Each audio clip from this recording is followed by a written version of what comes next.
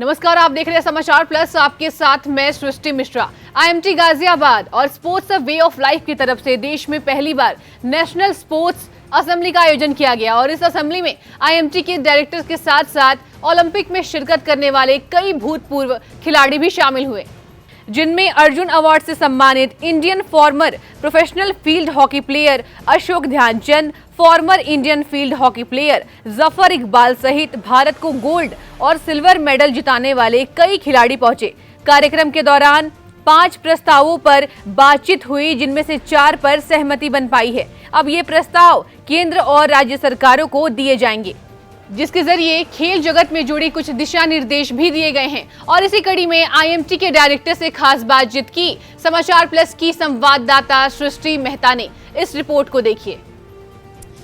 ये तो हमारे देश में खेल को हमेशा से बढ़ावा दिया गया है। एक सब्जेक्ट के तौर पर भी स्कूल्स में हम स्पोर्ट्स एक सब्जेक्ट को देखते हैं, लेकिन किस तरह से और खिलाड़ियों को हम अपने प्रोत्साहित कर सकते हैं, किस तरह से खेल को हम आगे बढ़ावा दे सकते हैं, इसके लिए एक असेंबली, एक कार्यक्रम यहाँ पर आयोजित किया गया है, नेशनल स्पोर्ट्स असेंबली, जिस पर हम आज मौजूद हैं। और हमारे साथ यहाँ पर आईएमटी के डायरेक्टर डॉक्टर तलवार मौजूद हैं। उनसे जानेंगे कि इस कार्यक्रम का उद्देश्य क्या है और आगे किस तरह से खिलाड़ियों को और प्रोत्साहित करना है, बढ़ावा कैसे देना है खिलाड़ियों को, इसके बारे में जानते हैं। डॉक्टर तलवार, सबसे पहले बहुत स्वागत है आपका समाचार। आपसे जानना चाहूँगी, क्या इसका मोटिव है कार्यक्रम को आयोजित करने का? देखिए, स्पोर्ट्स को तो काफ़ी महत्व है इंडिया में। हमने काफ़ी प्रोग्रेस किया है आगे। ओलंपिक्स भी देख लीजिए, काफ़ी रिजल्ट्स जो हैं काफ़ी अच्छे आ रहे हैं। हमारा उद्देश्य ये है कि हम ग्रास रूट्स लेवल तक, एकदम फंडामेंटल स्कूल लेवल तक लोगों को प्रोत्साहन दें, उनके लिए इंफ्रास्ट्रक्चर बनाएं, ताकि बहुत सारी फैमिलीज़ ऐसी होती हैं, बहुत सारे इकोनॉमिक कंडीशंस ऐसे होते हैं, बहुत सारे बच्चे ऐसे होते हैं जिनको अपॉर्चुनिटी नहीं मिलती है और उसी चक्कर में वो आगे नहीं बढ़ पाते।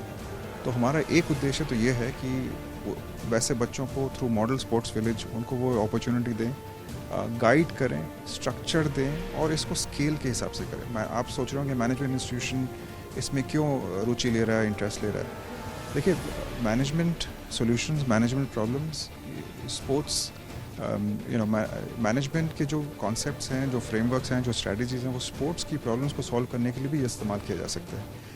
इसलिए हम चाहते हैं कि जो हमने अभी किया है पिछले 2-2.5 साल से, हम जो इनिशिएटिव ले रहे हैं उसको और आगे बढ़ाएं। और आज जो गैदरिंग है, आज इतने दिग्गज लोग, इतने पर्सनालिटीज़ आज आ रहे हैं, हम चाहते हैं कि एक साथ कॉन्वर्सेशन करें, डिस्कशन करें, ताकि और आइडियाज़ और सॉल्यूशंस निकले, ताकि ये हम आगे फिर इसको वाइट पेपर के हिसाब से आगे बढ़ाएं और इसको पेपर पे ही ना रखें, सॉल्यूशंस इनके निकालें।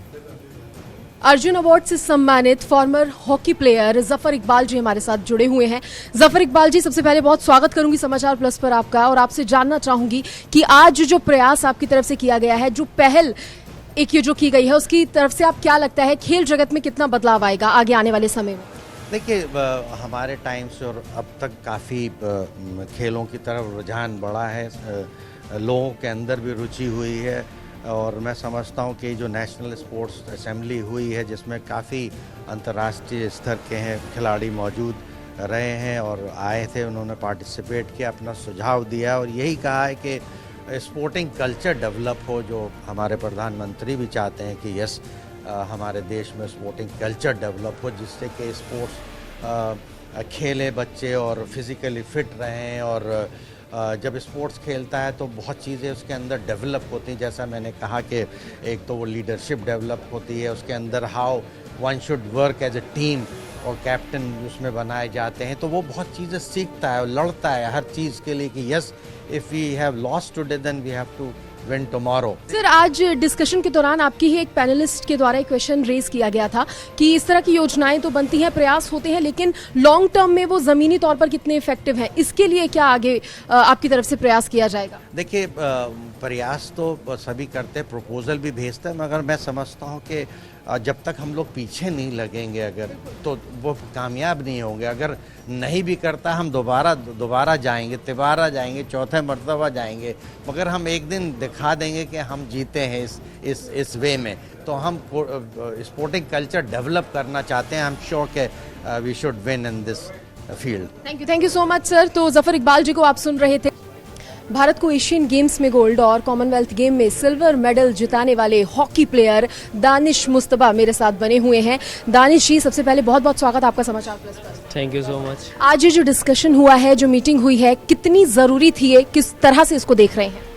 देखिए, ये इस टाइम बहुत ज़रूरी थी क्योंकि इतना लार्ज स्केल पे इतना पॉपुलेशन है हमारी कंट्री की, और 7 मेडल अगर ओलंपिक में आ रहे हैं तो ये एक, अगर पिछला रिकॉर्ड देखेंगे तो अच्छी बात है, पर आज के दौर में बहुत कम है।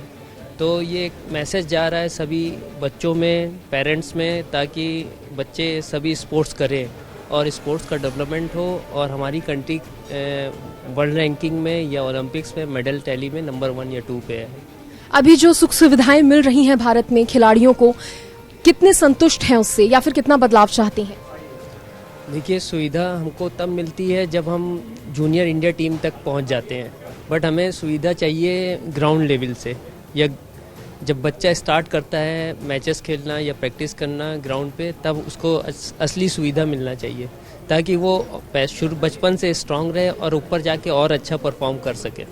और इस वक्त हमारे साथ अर्जुन अवार्ड से सम्मानित former hockey player Ashok Dhyanchand ji मौजूद हैं। अशोक जी, सबसे पहले तो आपका स्वागत करूंगी समाचार प्लस। जी, बहुत बहुत शुक्रिया। आज जो पहल आपकी तरफ से की गई है, खेल जगत में किन किन स्तर पर हम बदलाव की उम्मीद करें? ये बदलाव मैं कहूँगा ये प्रारंभ शुरुआत है हमारी संस्था की, जो बचपन से किसी खिलाड़ी को, किसी बच्चे को एक खिलाड़ी के रूप में आगे बढ़ाने की दिशा में है कि किस तरह बच्चे को उसके स्कूल के ज़माने में, उसके घर के माहौल में, स्कूल के माहौल में, उसके बाद उसके दूसरे करियर के माहौल में हम उसको ऐसी भावना उसके अंदर डालने की कोशिश करें कि वो एक खिलाड़ी के रूप में आगे बढ़े।